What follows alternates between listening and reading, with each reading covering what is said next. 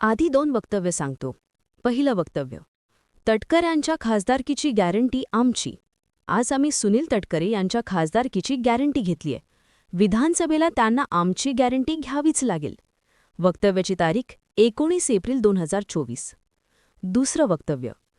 विकास गोगावले आणि आमच्या कार्यकर्त्यांवर हल्ला करणारे गुंड हे सुनील तटकरे यांनीच पाठवले होते. जी आम्हाला गुंड म्हणतायत तेच स्वतः गुंड पाठवून षड्यंत्र रचत आहेत. वक्तव्याची तारीख 2 डिसेंबर 2025. दोन्ही वक्तव्य एकाच व्यक्तीची, महाडचे शिंदे सेनेचे आमदार आणि मंत्री भरत गोगावले यांची. वक्तव्य आक्रमक, पण विषय 180 डिग्रीमध्ये वळलाय. लोकसभेला तटकऱ्यांची गॅरंटी घेऊन त्यांना निवडून आणायला फोपाटा उडवणाऱ्या गोगावलेंनी तटकऱ्यांवर षड्यंत्र रचायचे आरोपही केले. निमित्त ठरली एक घटना. मंगळवार 2 डिसेंबरला महाड नगर परिषदेसाठीच मतदान सुरू असताना राष्ट्रवादीचे युवक राज्य उपाध्यक्ष सुशांत जाबरे आणि भरत गोगावले यांचे पुत्र विकास गोगावले या दोघांचे गट आमनेसामने आले. मुखाभास झाला, कॉलर धरल्या, गाड्या फोडल्या. मग बातम्या आल्या, सुशांत जाबरे आणि त्यांच्या अंगरक्षकाला विकास गोगावले यांच्या समर्थकांनी मारहाण केली आणि सुशांत जाबरे यांच्या समर्थकांनी विकास गोगावले यांना बंदूक दाखवली. विकास गोगावले बंदूक घेऊन पोलीस ठाण्यात गेले. प्रचंड वानळ झाला, ज्यानंतर एक बातमी सगळीकडे गाजली. रायगडमध्ये पुन्हा एकदा शिंदेची शिवसेना विरुद्ध तटकरे. दर आठवड्याला होणारा पण दर 5 वर्षांनी हमखास मिटणारा हा वाद आहे. काय तो कॉलर पकडण्यापर्यंत कसा गेलाय पाहूयात या व्हिडिओमधून. आता कालचा वाद फक्त गोगावल्यांचा मुलगा विरुद्ध तटकऱ्यांचा कार्यकर्ता इतकाच मर्यादित राहिला का? तर उत्तर आहे नाही. वाद झाल्यावर तटकऱ्यांनी गोगावलेंवर गुंड आणल्याचे आरोप केले आणि गोगावलेंनी तटकऱ्यांवर. मागचे काही दिवस हा वाद नगरपरिषदेच्या निवडणुकीवरून सुरू होता. आता तसा महायुतीमध्ये हा वाद राज्यात अनेक ठिकाणी सुरू आहे, पण रायगडचा विषय स्पेशल आहे. मुरुड आणि अलिबागमध्ये शिंदे सेनेविरोधात अजित पवार यांची राष्ट्रवादी आणि भाजप एकत्र लढले. रोह्यामध्ये राष्ट्रवादीच्या विरुद्ध शिंदे सेना आणि भाजप एकत्र आले. कर्जतमध्ये शिंदे भाजप एकत्र, पण राष्ट्रवादी, ठाकरे आणि शेकापची त्यांच्या विरोधात युती झाली. खोपोलीत शिंदे भाजपसोबत, पण राष्ट्रवादी आणि शेकाप त्यांच्या विरोधात. माथेरानला एका बाजूला शिंदे सेना आणि दुसऱ्या बाजूला राष्ट्रवादी आणि ठाकरे गट यांची शिव राष्ट्र आघाडी. सगळा गुंता आहे, पण तो फक्त स्वतः जिंकण्यासाठी नाही, तर समोरच्याला रोखण्यासाठी सुद्धा. आता एवढा गुंता होतो कारण तिथे असलेलं विरोधाचं राजकारण. रायगड जिल्ह्यात 3 पक्षांची पूर्वापार टाकत, शिवसेना, राष्ट्रवादी काँग्रेस आणि शेकाप. तिघांचा सामना अनेकदा आपापसातच. आता इथले राष्ट्रवादीचे नेते तर सुनील तटकरे, मागच्या 2 टर्मचे खासदार. तटकऱ्यांच्या कन्या आदिती तटकरे या श्रीवर्धन मतदारसंघामधून सलग 2दा आमदार. मुळात श्रीवर्धन हा तटकरे कुटुंबाचा गड, पण यात श्रीवर्धनच्या आजूबाजूला रायगड जिल्ह्यात शिंदेसेनेचे आमदार आहेत. महाडमध्ये भरत गोगावले, अलिबागमध्ये महेंद्र दळवी आणि कर्जतमध्ये महेंद्र थोरवे. तेच रायगड लोकसभा मतदारसंघात येणाऱ्या दापोलीत योगेश कदम. गोगावल्यांचा पारंपरिक सामना काँग्रेसमध्ये असलेल्या दिवंगत माणिक जगताप यांच्याशी, जो आता त्यांच्या कुटुंबाकडे शिफ्ट झालाय. महेंद्र दळवींची फाईट शेकापसोबत, महेंद्र थोरव्यांची फाईट राष्ट्रवादीतून भाजपमध्ये गेलेल्या सुरेश लाडांशी. पण लढाई रंगते तटकरे विरुद्ध शिंदेच्या शिवसेनेचे आमदार अशीच. आता ही लढाई आहे कशामुळे?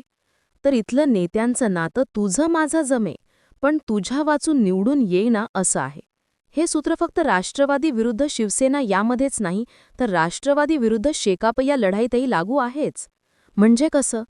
तर कधी काळी जिल्हा परिषद निवडणुकीत मतं फुटली म्हणून तटकऱ्यांना यांना राजीनामा द्यायला लावणाऱ्या जयंत पाटलांनी 2019 मध्ये जाहीरपणे वक्तव्य केलं होतं, सुनील तटकऱ्यांना खासदार करण्याची जबाबदारी मी स्वीकारली आहे. बरे, हे वक्तव्य करताना तटकरे जयंत पाटलांच्या शेजारीच बसलेले. आता 2024च्या लोकसभा आणि विधानसभेनंतर शेकापचं रायगडमधलं अस्तित्वच नाहीसं जमा झाले. कारण तटकऱ्यांनी मवियात गेलेल्या शेकाप विरुद्ध जुळवलेल्या बिरसा. पण याच तटकऱ्यांचा पक्ष खोपोलीत शेकापच्या सोबत लढतोय, शिंदे सेनेला रोखण्यासाठी. हा लव्ह हेट रिलेशनशिपचा तटकरे पॅटर्न रायगडच्या राजकारणात केंद्रबिंदूवर असतो आणि याच पॅटर्नमधून तटकरे विरुद्ध शिवसेना हा विषय कॉलर पकडण्यापर्यंत गेलाय. म्हणजे कसं?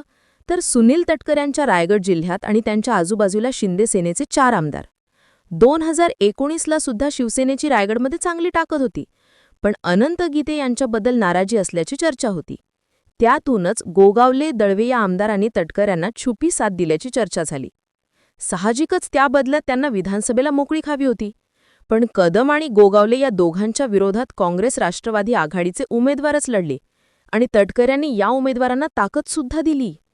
पण त्यानंतर राज्यात महुया सत्तेत आली आणि राष्ट्रवादी शिवसेना एकत्र झाल्या. मग रंगला खरा खेळ. भरत गोगावले यांना रायगडच्या पालकमंत्रीपदाची प्रचंड अपेक्षा होती, पण त्यांना मंत्रिपदच मिळालं नाही. त्यातही रायगड जिल्ह्याला फक्त एक मंत्रिपद मिळालं, अदिती तटकरे यांच्या रूपात. साहजिकच पालकमंत्रीपदही त्यांच्याकडेच गेलं. मग महुया फुटली तेव्हा शिंदेंच्या नेतृत्वातल्या या आमदारांनी तटकऱ्यांवर तोंडसुख घेतलं. आपल्याला जिल्ह्यात कसा त्रास होत होता हे वारंवार बोलून दाखवलं. तटकरे तेव्हा शांत राहिले आणि वर्षभरानंतर अजित पवारांच्यासोबत महायुती सरकारमध्ये सामील झाले. अदिती तटकरे पुन्हा मंत्री झाल्या. गोगावल्यांचा कोट खुंटीलाच राहिला. पण पालकमंत्रीपद उदय सामंत यांना देऊन तात्पुरता तोडगा काढण्यात आला होता. पण असं असलं तरी शिंदेंच्या आमदारांची नाराजी लपून राहिलेली नव्हती. 2019 ते 2024 वातावरण टाणाटाणीचंच होतं. त्यात लोकसभेला वातावरण महायुतीच्या विरोधात होतं. रायगडमध्ये कागदावर महायुतीची ताकद जोरात वाटत असली तरी भाजप आणि शिंदे गट दोघांनी रायगडच्या जागेवर दावा सांगितल्याने अडचण होती. त्यात शिंदेंचे आमदार तटकऱ्यांचा गेम करतील अशी बरीच चर्चा झाली. पण प्रत्यक्षात काय घडलं तर तटकर यांच्या प्रचाराचा नारळ गोगावलेंनी फोडला. त्यांना खासदार करण्याची गॅरंटी घेतली. 2020 मध्ये तटकऱ्यांच्या विरोधात हक्कभंग आणणाऱ्या योगेश कदमांनी तटकऱ्यांना लीड नाही दिली तर विधानसभा लढवणार नाही असा पण केला. निकाल लागला आणि तटकरे जिंकले.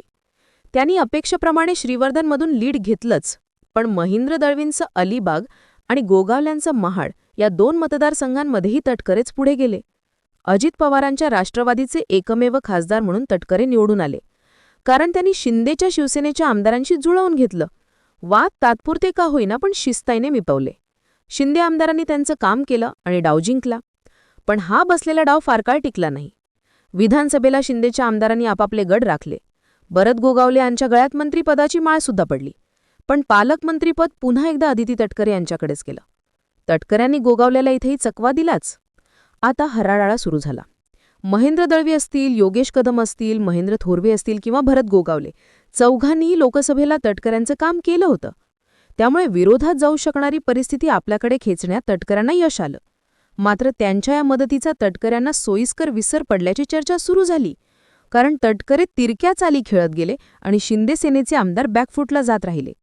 गोगावले यांना पालकमंत्रीपद मिळालं नाही, पण एकनाथ शिंदेंनी आपली ताकद वापरून त्यावर स्थगिती आणली. पण साहजिकच शिंदेचे आमदार मतदारसंघापुरते चुरले. कदम आणि गोगावले यांच्याकडे मंत्रिपद असलं तरी जिल्ह्यात मात्र कोंडी झाली. मग कोंडी आणखी वाढवण्याचं काम सुनील तटकरे यांनी केलं. दिवंगत नेते माणिक जगताप हे भरत गोगावले यांचे राजकीय प्रतिस्पर्धी. जगताप यांच्या पश्चात त्यांच्या कन्या स्नेहल जगताप यांनी ठाकरे गटाकडून विधानसभा लढवली, ज्यात गोगावले जिंकले. पण तटकऱ्यांनी या स्नेहल जगताप यांना राष्ट्रवादीमध्ये घेतलं. राजकारणात पूर्णपणे बॅकफुटवर गेलेल्या जगताप कुटुंबाला रिव्हायव्हल दिलं. एवढंच नाही तर ज्या सुशांत जाबरेंसोबत गोगावले यांच्या मुलाचा वाद झाला ते सुशांत जाबरे हे गोगावले यांच्या जवळचे कार्यकर्ते. पण तटकऱ्यांनी त्यांना आपल्याकडे घेतलं, पक्षाचं पद देऊन ताकदसुद्धा दिली. तटकऱ्यांनी हाच डाव महेंद्र दळवी यांच्यासोबत सुद्धा केला. त्यांनी दळवींच्या जवळचे नेते अशी ओळख असलेल्या भाई सुर्वे यांना आपल्यासोबत घेतलं. तर महेंद्र थोरवे यांच्या विरोधात लढलेल्या सुधाकर घारे यांनाही राष्ट्रवादी काँग्रेसमध्ये प्रवेश दिला. थोडक्यात ज्यांनी साथ दिली त्यांच्या विरोधात तटकऱ्यांनीच माणसं उभी केली ही चर्चा रंगू लागली. मग नगर परिषदेच्या निवडणुका जाहीर झाल्या तेव्हा शिंदे सेना विरुद्ध अजित पवारांची राष्ट्रवादी हा सामना होणार निश्चित होतं. त्यामुळे टीकांचे बाण दोन्ही बाजूनी सुटायला लागले. पॉईल फेरून नक्कल होऊ लागली. थोरवे, गोगावले, दळवे या तिघांनी तटकऱ्यांच्या विरोधात आघाडी उघडली. पण तटकऱ्यांनी जिथं आपली ताकद कमी आहे तिथे भाजपशी जुळवून घेतलं आणि शिंदेच्या आमदारांना आणखी कॉर्नर केलं. त्यामुळे प्रचारात दुसूस दिसली. त्यात तटकऱ्यांनी शिंदेच्या शिवसेनेतले बरेच पदाधिकारी आणि कार्यकर्ते आपल्याकडे घेतले. शिंदे गटाला खिंडार पडल्याच्या बातम्या सतत येऊ लागल्या. पण ही खदखद इतकी वाढली की गोगावल्यांच्या महाडमध्ये भ्यामळ झाला. आपल्या मुलाला बंदूक दाखवणारे घालणारे गुंड तटकऱ्यांनी पाठवले असं गोगावले म्हणाले. तर आपला वादाशी संबंध नाही म्हणताना तटकऱ्यांनी सकाळपासून काही युवा नेते मतदान केंद्रात शिरत आहेत. मतदान केंद्रात प्रवेशाचा अधिकार केवळ अधिकृत उमेदवार आणि प्रतिनिधींनाच असतो. पण विकास गोगावले थेट केंद्रात जात आहेत असं म्हणत थेट गोगावले यांच्या मुलावर टीका केली. त्यात या प्रकरणात विकास गोगावल्यांसह 8 कार्यकर्त्यांवर गुन्हा दाखल झाला आहे. जाबरे आणि दिलेल्या तक्रारीनंतर.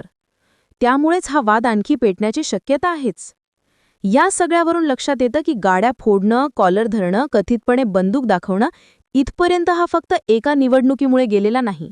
ही खतखत तटकऱ्यांना प्रसंगी आपल्या पक्षाच्या विरोधात जाऊन लोकसभेला मदत करणं आणि त्यानंतरही विधानसभेला झुंजावं लागणं, मग आमदारकी काढली, मंत्रिपद मिळवलं, तरी पालकमंत्रीपदाला चकवा बसणं आणि ज्यांना हरवून निवडून आलो त्यांनाच तटकऱ्यांकडून बळ मिळणं, यामुळे हा राग वाढलाय आणि शिंदेच्या आमदारांना कॉर्नर करण्यावर न थांबता मायनस करण्याची तयारी तटकऱ्यांचा गटाकडून सुरू असल्यानं तो टोकाला अगदी कॉलर पकडण्यापर्यंत गेलाय.